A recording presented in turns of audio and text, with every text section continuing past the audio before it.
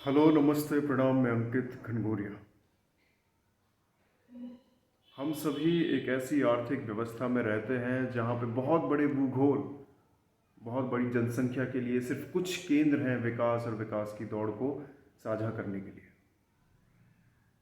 इसको हम simple terms में बोलें तो this is called a centralised economy. Centralised economy का मतलब कि जनसंख्या का बहुत बड़ा हिस्सा अपने कस्बों, तालुका, गांव या छोटे शहरों को छोड़ के सिर्फ गिने चुने शहरों में आके अपने लिए रोजगार ढूंढता है या अपना आर्थिक विकास करता है।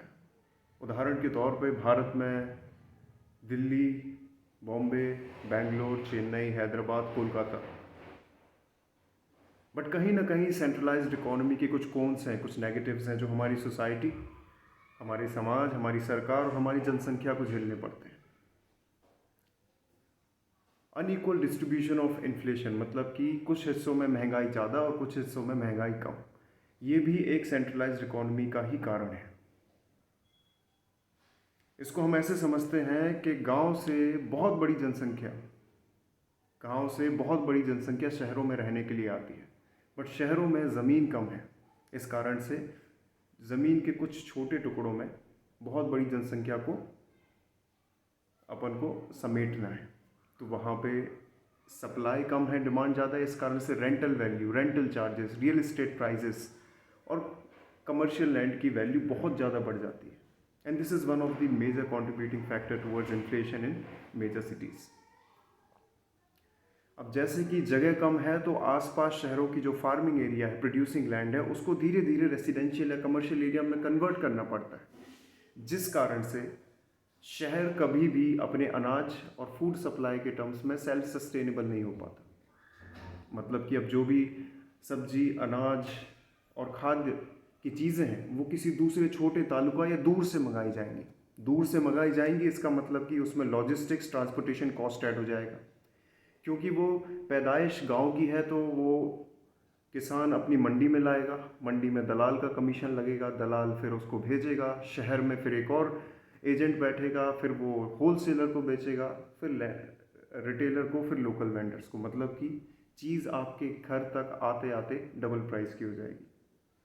इसके विपरीत गांव में जो चीज़ें अवेलेबल हैं, सब्जी, अनाज, दूध, उनकी सप्लाई ज़्यादा है लेकिन जनसंख्या कम या फिर डिमांड कम होने के कारण उनके प्राइजेस कम हैं। फॉर एन एग्जांपल, आज दूध का प्राइस 65 to 70 रुपीज़ पर लीटर है शहरों में, टायर 2, टायर 3 सिटीज़ में, लेकिन गांव में यही चीज़ अभी भी 38 से 40 रुपये पर लीटर है।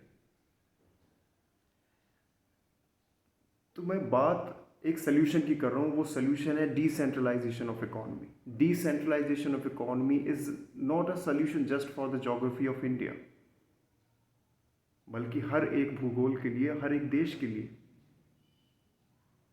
इससे समांतर तौर पे युवाओं का विकास होगा, समांतर तौर पे सभी क्षेत्र आगे बढ़ पाएंगे।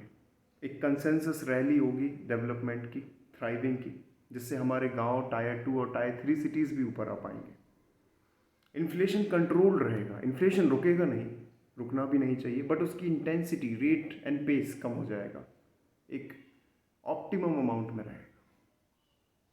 साथ में जो विकास की सड़क है, जो अभी गांव तक पहुंचाने के लिए सरकार को लाखों करोड़ रुपए खर्च करने पड़ते हैं, वो पैसिवली, ऑटोमेटिकली हमारे गांव, तालुका तक पहुंचेगी।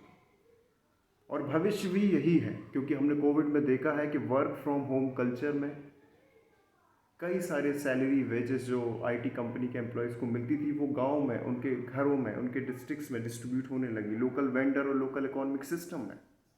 और आज टीसीएस, इन्फोसिस, विप्रो में 3:3, मतलब 3 दिन आप घर से काम करें और 3 दिन ऑफिस आए, ऐसे कल्चर को प्रमोट किया जा रहा है। और मेजॉरिटी एम्प्लॉयज़ को घर से काम करने की सुविधा भी दी जा रही है, क्योंकि ये काफ़ी ज़्यादा एफिशिएंट है।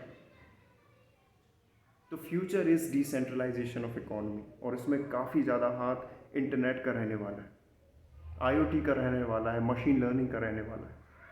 Decentralization of economy is new and the next big thing every youngster should opt for, and they should explore their career keeping this fact in their mind. Thank you, धन्यवाद।